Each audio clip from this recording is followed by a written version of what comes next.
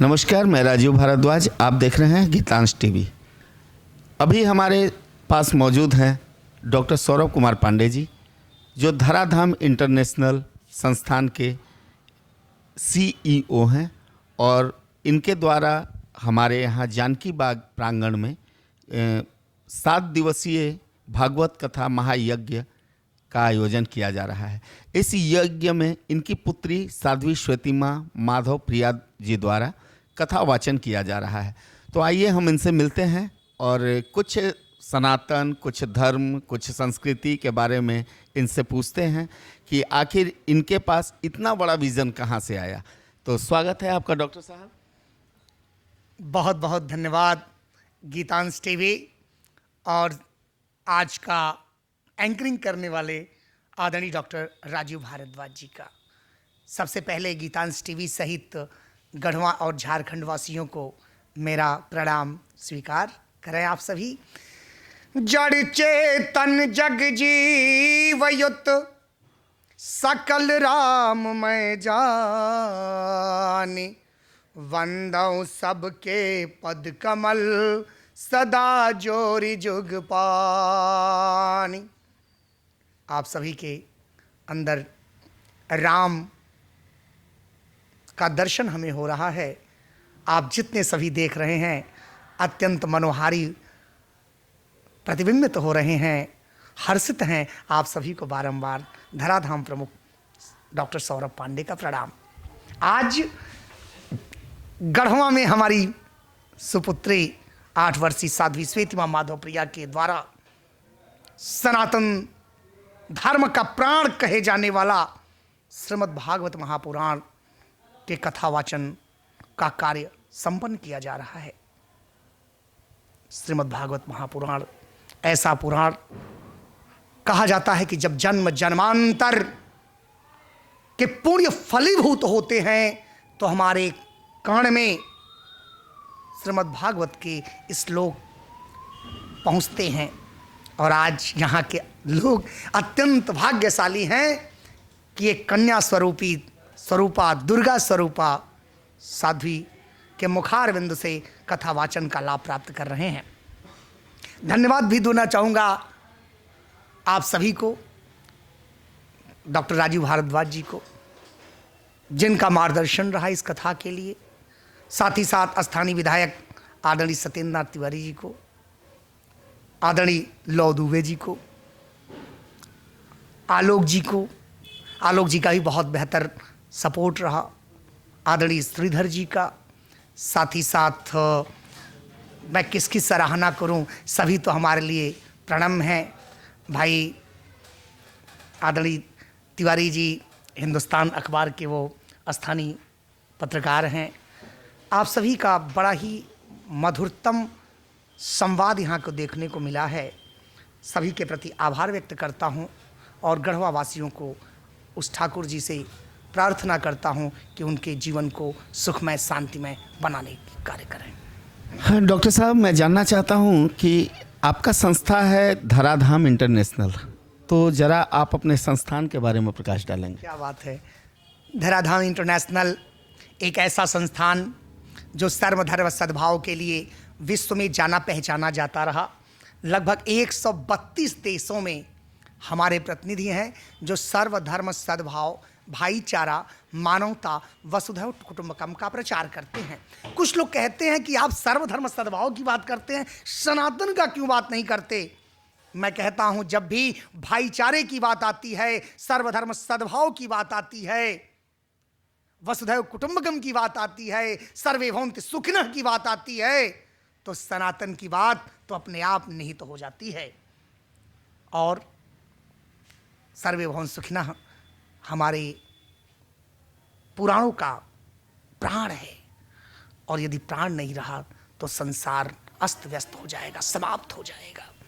धराधाम international की एक इकाई एक ऐसे स्थल के निर्माण करवा रही है जो विश्व का अप्रतिम स्थल होगा, अद्वितीय स्थल होगा, न भूतो न भविष्यति। अभी लोग सोच करके इतराते हैं, यहाँ कोई राम की बात करता है, कोई रहमान की बात करता है, कोई क्रिश्चियनिटी की बात करता है, मैं पूरे विश्व के धर्म प्रमुखों की बात करता हूँ, पादरी आएगा तो केवल ईसा मसीह की बात करेगा। हिंदू धर्म के शंकराचार्य आएंगे, कहेंगे धर्म कोई नहीं है, धर्म केवल हमारा है सनातन। बौद्ध के लोग केवल बौद्ध की बात करेंगे, इस्लाम की बात केवल इस्लामियत से होगी।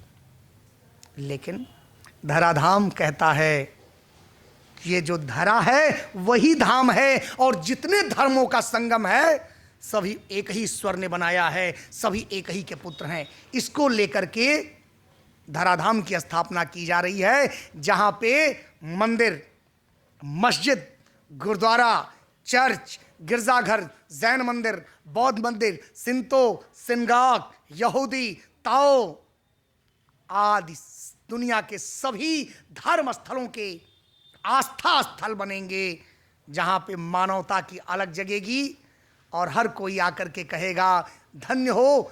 अगर पूरे दुनिया का भ्रमण आप कर लिए, यदि धराधाम स्थल आपने प्रणाम नहीं किया तो आप पूरे दुनिया को नहीं देख पाए। साथ ही साथ पूरे दुनिया के धर्मों में के लोग कैसे समझेंगे ये हमारा है। हमने उस धर्मस्थल पे गंगा, जमुना, कावेरी, नर्मदा सहित दुनिया के जो विभिन्न तीर्थ स्थलों के जल हैं, मक्का से आवे जमजम, करबला की मिट्टी, अमृतसर के अमृत कुंड का अप्रतिम जल, बौद्ध धर्म की मिट्टी, सारनाथ से लाई गई मिट्टी, यरूशलेम से लाई गई मिट्टी, एथेंस से लाया गया जल और जापान से मंगाई गई सिनगॉग स्थल की पवित्र मिट्टी वहाँ रखी जाएगी, जिसके बारे में लोग जानेंगे। और सोच लीजिए, जब मिट्टी और जल पूरे धर्मों का वहाँ एक स्थल पे दिखेगा तो क्या उसे अपनापन नहीं दिखेगा? बिल्कुल। और अभी जब मैंने गूगल में पिछले दिनों टाइप किया तो मुझे पता चला कि उत्तर प्रदेश जो सरकार है, इनके द्वारा संचालित 9, 10 और 11, 12 की पाठ्य पुस्तकों में आपकी जीवनी पढ़ाई जा रही है। तो डॉक्टर साहब, आप इस स्तर तक कैसे पहुंचे? कहते हैं ना कि कह मुनि सही ममंत सुनु, जो विधि लिखा लीला, देव धनुष नर नाग मुनि को न में टनहार। जो देवताओं के द्वारा, जो ईश्वर के द्वारा जो विधि ने रच दिया है वही इस धरती पे होनी है। उन्होंने हमसे उस सुकर्म को कराया, हमारे द्वारा उन्होंने अच्छे कर्मों को कराया, और कराने के बाद उन्होंने प्रेरणा दी शासन को कि हमारी जीवनी में कुछ अच्छाई हो तो उसे पढ़ाई जाए। प्रदेश सरकार को, डॉक्टर सर्वेश कांत वर्मा को, नगीन प्रकाशन को, डॉक्टर रामकृपाल राय को, सुनीता सिंह सरोवर को, डॉक्टर अमिताभ पांडे को लगा कि इनके ऊपर कुछ ऐसा लिखना चाहिए कि जिसके समाज को एक नई दिशा दी जाए। और आप जानते हैं कि व्यक्ति को न तो अपनी अच्छाई दिखती है न तो बुराई दिखती है। कोई व्यक्ति कितना भी सुंदर हो वो अपने चेहरे को नहीं देख पाता, इसलिए हम अपने कर्म को भी नहीं देख पाते कि क्या है। हाँ, देखते क्या है? आप चेहरे को कैसे देखते हैं? शीशे से। आप दर्पण सामने लेकर के देखते हैं तो हम भी किताब रूपी दर्पण को देखते हैं तो लगता है कुछ अच्छे कार्य किए, लेकिन दर्पण भी झूठ बोलता है। अब सोचेंगे दर्पण क्या झूठ बोलता है? दाएं को बायां दिखाता है, बाएं को दायां दिखाता है। ये स्वास्तिक लगा हुआ है, ये उल्टा दिखेगा। अब बताइए क्या वो सत्य बोलता है? तो कुछ सदगुरु लोग कहते हैं, अच्छे लोग आप जैसे, कि आप अच्छा कार्य कर रहे हैं, मुझे प्रेरणा देते हैं। और सबसे बड़ी बात देखिए, कुछ कार्य ऐसे हुए, जैसे हमने 2008 में तटबंध यात्रा निकाली। तटबंध यात्रा में हमने 428 गांव में चौपाल लगाई। उन गांवों में, जिन गांवों में कभी सरकारें नहीं जा पाती थी, 2 तटबंधों के बीच हमने साइकिल यात्रा की। उसका स्टोरी BBC लंदन ने प्रकाशित किया। आदरणीय संजय मिश्र ने जोश प्लस में कवर पेज पे दिया मुझे, जोश पत्रिका में, कॉमन मैन की आवाज़। 2011 आया, मेरी शादी हुई और उसमें हमने 5 वृक्ष लगाए, पौधे, और स्थिति ये रही उस 5 पौधे को देश के बड़े चैनलों ने कवर किया और लिखा कि सब करें हरियाली, शादी तो बात बन जाए।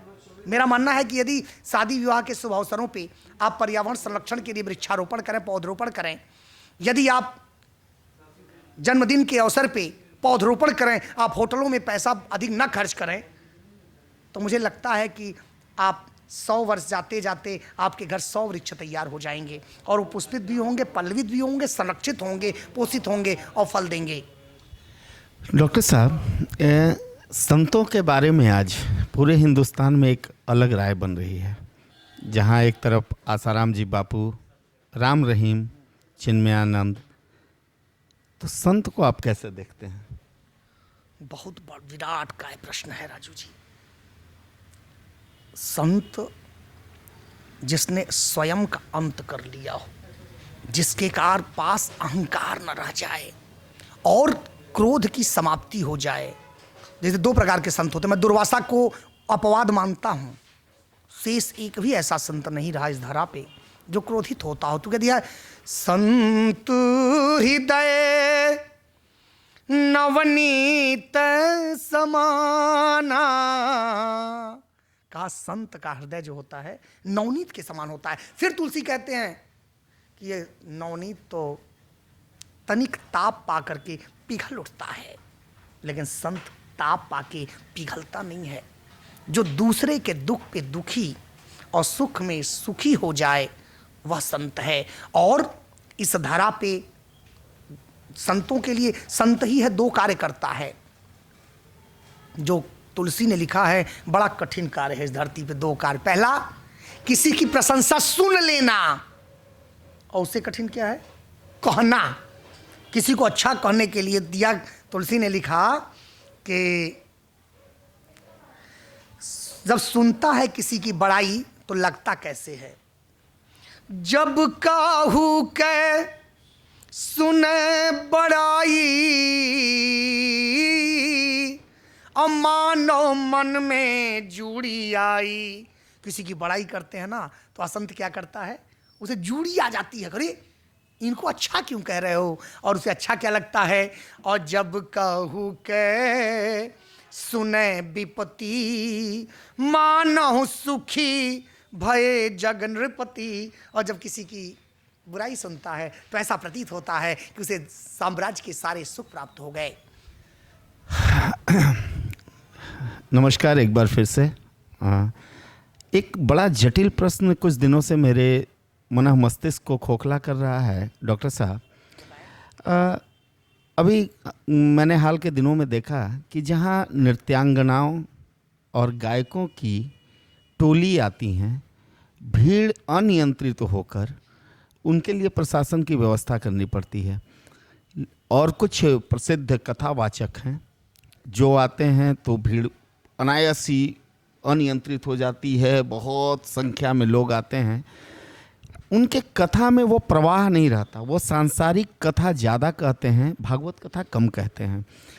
और आपकी बिटिया जो यहाँ साध्वी आई हुई हैं, श्वेती माँ, तो इनकी कथाओं को मैंने श्रवण किया और जहाँ तक मेरा निजी अनुभव हुआ कि ये कथा पर ज़्यादा फोकस करती हैं, सांसारिक बातों पर नहीं। तो क्या इसे कलयुग का प्रभाव कहा जाए या फिर समय या लोगों का चारित्रिक पतन, कि आखिर वो उस जगह पे कथा वाचन के लिए क्यों नहीं पहुंच रहे हैं? डॉक्टर साहब, एक वैसे भी हम एक दोहा मेरे दिमाग में आ रहा है हनुमान चालीसा से कि भूत पिशाच निकट नहीं आवे, महावीर जब नाम सुनावे। वहाँ जहाँ भी भक्ति की कथा होती है वहाँ वे लोग नहीं आते हैं जो असुरी प्रवृत्ति के हों। तो जरा मेरी मन स्थिति को स्पष्ट करना चाहेंगे। देखिए, बहुत बेहतर प्रश्न है। आज नृत्यांगनाओं के प्रदर्शन में हजारों लाखों की भीड़ दिख रही है और वहीं वीरांगनाओं का प्रदर्शन देखने के लिए शून्य लोग हैं। साहित्यकारों की टोली 5 लोगों में बैठ करके साहित्यिक विमर्श कर रही है और उच्चतम शिखर के कवि सम्मेलन में कवि अपनी अच्छी अच्छी बातें सुना करके मजबूर हैं, वही श्रोता हैं, वही वक्ता हैं। और रही आज भीड़ की बात, तो ये कलयुग का प्रभाव है। कलयुग का प्रभाव क्यों है कि अच्छे लोग पाए जाते हैं हर जगह नहीं।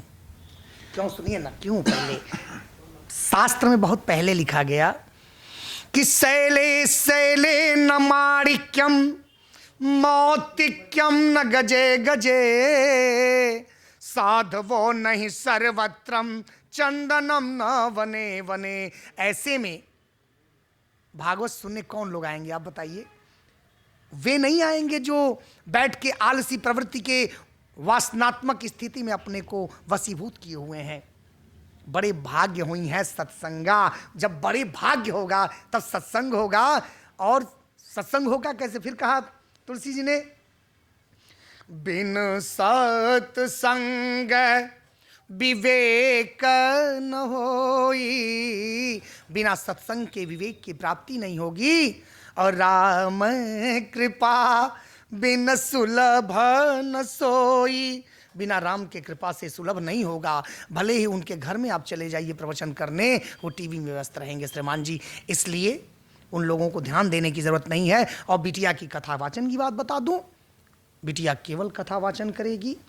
देखिए, मैं नहीं कहता कि आप औषधि में गुण मत मिलाइए। मैं नहीं कहता कि आप, जिसे भगवत पुराण क्या है, औषधि है जो कड़वी है साहब। ऐसी ऐसी बातें हैं जो सुन के आपको क्रोध उत्पन्न होगा। तो आप बताइए, आपको दवा देनी हो औषधि के रूप में भगवत पुराण की, तो हम आपको देंगे, करछाए गए आपको। लेकिन हम उसमें क्या करेंगे? थोड़ी शहद मिलाएंगे। अब ये कहिए भाई साहब कि मैं पूरा शहद ही दे दूं और दवा लुप्त कर दूं, तो ऐसा नहीं होगा साध्वी श्वेती माँ के द्वारा। वो केवल कथा वाचन करेगी और जरूरत पड़ने पे थोड़ी थोड़ी बच्चों को शहद भी चटाती रहेगी। बहुत बहुत धन्यवाद डॉक्टर साहब। और गीतांश टीवी के सभी दर्शकों से मैं ये आह्वान करता हूँ कि वो आएँ और संध्या 6 बजे से रात्रि 8:30 बजे तक श्री जानकी बाग परिसर पुराने समाहरणालय के पीछे श्रीमद् भागवत का आयोजन हो रहा है। और यहाँ पर एक बात और मैं डॉक्टर साहब के बारे में भी कह दूँ कि एक संत और सामाजिक दृष्टिकोण से घर पर रहकर संत परंपरा का निर्वहन करते हुए इन्होंने अपने पूरे परिवार को वो माहौल दिया जिससे हमारा सनातन संस्कृति बचा रहेगा और आने वाले समय में धर्म की जय जयकार होगी। जय सनातनी, जय गढ़वा। डॉक्टर साहब की जय, गीतांश टीवी की जय और गढ़वा की संपूर्ण जनता की जय। धन्यवाद।